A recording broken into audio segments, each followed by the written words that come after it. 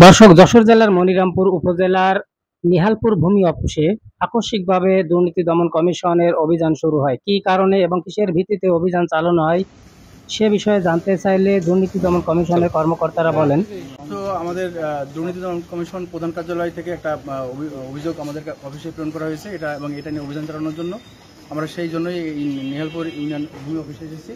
এবং এখানে আসলে যে গ্রাহক সেবা এই যে এটা নিয়ে মানে মানুষ এখানে হয়রানির শিকার হয়, হ্যাঁ, আর নামদারির ক্ষেত্রে টাকা বেশি নেওয়া হয়, হ্যাঁ, যেটা কাজটা ইনাদের আওতায় না সেই কাজটা ওনারা করে এবং কাগজপত্র দেখতে হলে পরে ওনারা টাকা নেই, ঠিক আছে।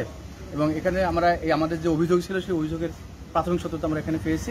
হ্যাঁ, আমরা এখানে সরাসরি অনেক যারা মানে সেবা গ্রহণ করার জন্য এখানে আসছিলেন অনেক সময় কথা বলেছি এবং তারা বলেছে যে এখানে টাকা ওনারা বেশি নেই, হ্যাঁ, এখানে ওনারা হয়রানির শিকার হয়, হ্যাঁ, সেবা নিতে এসে এটা আমাদের প্রাথমিক প্রমাণিত হয়েছে। এ সময় কাউকে গ্রেপ্তার করেছেন কিনা এ বিষয়ে জানতে চাইলে তিনি বলেন, দুদক প্রধান কার্যালয়ে পাঠাবো, হ্যাঁ, তখন হচ্ছে পরবর্তী না না না এখানে কোনো আসামে আটক করার বিষয় করেনি। আচ্ছা, ঠিক। ভবিষ্যতে অভিযোগ পেলে সব ধরনের ভূমি অফিসে এ ধরনের অভিযান চালানো হবে বলে তিনি জানান।